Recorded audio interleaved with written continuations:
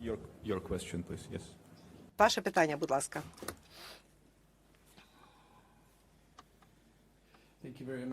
Дуже дякую. Президент Зеленський, Associated Press. Новообраний президент Трамп довго говорив під час своєї кампанії про те, що він завершить війну в Україні за 24 години, або навіть перед тим, як він в дійсності займе вже свою посаду як президент. Що ви думаєте про його заяви? І він також говорив раніше. Ви сказали, що ви матимете хороші продуктивні відносини з президентом Трампом. Ну, він сказав, що він так швидко може привести кінець війні. Чи ви думаєте, що це є реалістична пропозиція? Чи Україна може прийняти умови такої швидкої резолюції, завершення? Давайте так, крок за кроком спробуємо. Передусім у нас дійсно відбулись хороші розмови з президентом Трампом. Хороша зустріч. Після цього так, розмова але вони повинні бути більш предметними, і до цього треба готуватись. Двом сторонам. В будь-якому випадку. Як мінімум двом сторонам, так? Друге, щодо швидкого закінчення війни. Сьогодні я вірю, що президент Трамп дійсно хоче швидкого рішення. Хоче. Це не значить, що так вийде. І я тут без закидів. Я просто говорю, що ми там, де ми є. І ми в війні з русскими, і це факт, це найскладніший ворог цього століття. Ворог, і я зараз не тільки про права людей, безумовно, люди – це найважливіше, а про те, що людина хоче, розумієте, на шматки розірвати Україну. І це великий виклик, бо це дуже велика держава. Тому що це така, знаєте, серйозно, те, що він не може проковтнути, він хоче по шматочкам з'їсти. Це серйозний виклик. Я вважаю, всі інші країни, маленькі, безумовно, такі самі, як ми. Я повертаюсь до цього, щодо рівності, прав, тощо. Але маленькі країни, безумовно, він проковтне. Безумовно, бо він така людина. Просто така людина. І тому треба готуватися до будь-якого рішення. Ми хочемо справедливого закінчення війни. Я впевнений, що швидке закінчення війни – це втрати. Втрати. І я думаю, що якщо дуже швидке, це я не знаю цю ідею. Ми не говорили про це з президентом Трампом. Я думаю, що він буде готуватися зі своєю командою до тих чи інших пропозицій або поглядів його. Да, я думаю, що все це попереду.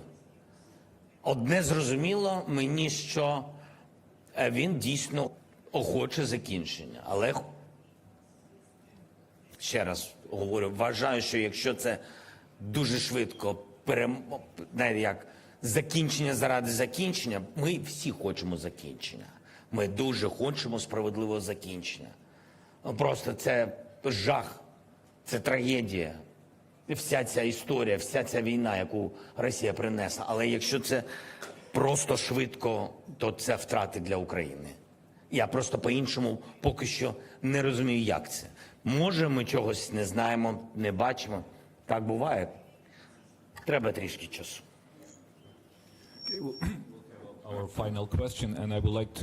Останнє питання. Мені би хотілося дати можливість з європейських джерел. Euronews, будь ласка. Вітаю, президент Зеленський, Хоре Ліберето, Євроньюз. Одне з тих речей, які Орбан сказав, це те, що багато лідерів, все більше і більше лідерів у Європі ставлять під сумнів ефективність допомоги, яку вони посилають вашій країні, військову допомогу, фінансову допомогу і також санкції, які були зроблені проти Росії. Зараз Трамп є в Білому домі. Більше лідерів правої сторони приходять до влади. Чи ви бачите, що ось ці заходи, які були зроблені для вашої країни, будуть також поставлені під питання, і, можливо, один день дуже швидко фінансова допомога просто припиниться? Дякую.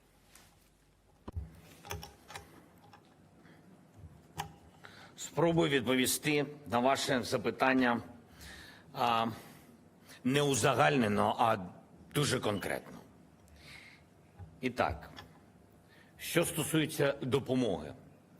Говорити про допомогу повинна, про мілітарі допомогу, допомогу зброєю Україні, має право країна та чи інша, яка це давала. І, безумовно, Угорщина допомагала нам гуманітарно. І ми дуже вдячні прем'єр-міністру, передусім людям Угорщини, які приймали наших людей. Але давайте будемо чесними. Щодо допомоги зброєю, Угорщина нам не допомагала. Раз. Чи вся та допомога, яка була проголосована Конгресом Сполучених Штатів і та, на яку розраховувала Україна, чи все ми отримали всі пакети підтримки? Ні. Чи вона була розтягнута в часу по різних причинах, знов-таки я і так вдячний партнерам, але просто ми домовились відкрито поговорити. Тобто, чи розтягнута вона була в часу? Так. Чи могли ми використовувати всю зброю, яка була на території України по ворогу? Ні. Чи у нас були обмеження, що стосуються військових цілей, нафтових цілей тощо? Так. Далі, тепер, що стосується санкцій. Дивіться, я сьогодні розмовляв з партнерами на саміті, я їм наводив приклад тіньового флоту Російської Федерації, який йде водами країн Європейського Союзу, країн НАТО, російський тіньовий флот, який заробляє 11-12 мільярдів доларів на місяць.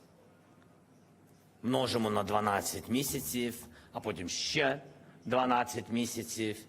І я вас прошу тільки це порівняти, всі ці гроші порівняйте з тим, скільки Україна отримала допомоги. Знов-таки, вдячен за все, без закидів, але тільки один тіньовий флот Російської Федерації, на який не були покладені санкції, заробив за 2,5, майже 3 роки війни більше, ніж вся допомога всього світу Україні в цій війні. Тільки цей флот. Тобто, чи можемо ми порівнюватись грошами в цій війні? Ні. Коли ми говоримо про санкції, чи повністю санкції спрацювали з банківською системою? Ні. Чому? Бо не на всі російські банки накладені санкції. Чи спрацювало зниження ціни на енергоресурси Російської Федерації? Ні. Чому? Бо не на всі енергоресурси накладені санкції.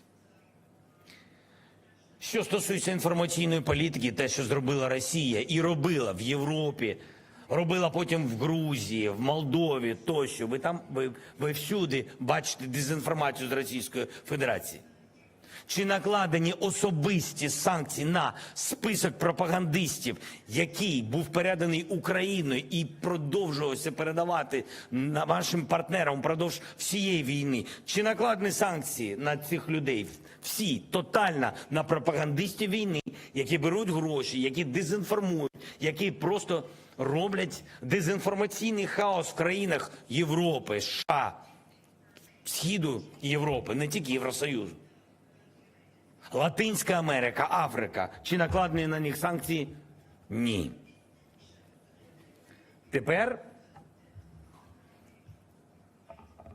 повернемось до грошей.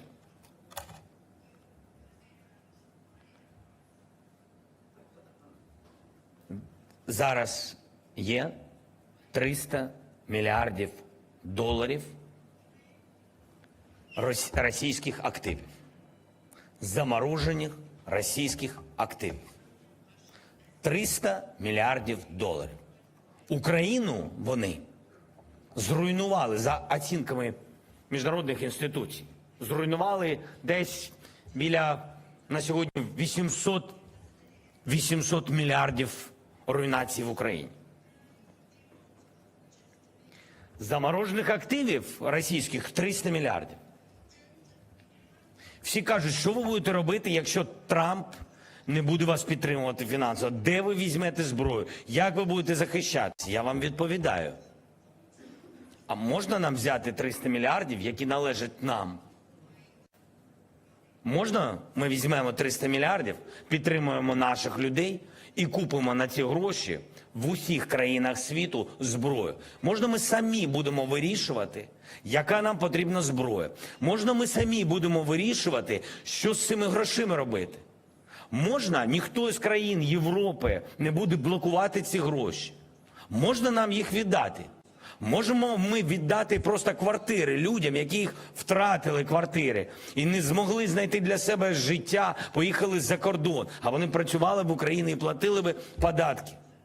Можна нам просто передати гроші російських вбивць і олігархів, які вже заморожені, які дуже конкретні, які не треба казати зараз про Америку, до речі.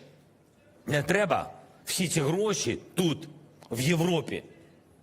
Можна не дивитись просто тільки на Америку, а бути з сильної Європи, приймати сильні рішення і дати нам ці гроші, а ми їх все одно залишимо тут в Європі, бо ми купимо зброю тут в Європі, в Америці.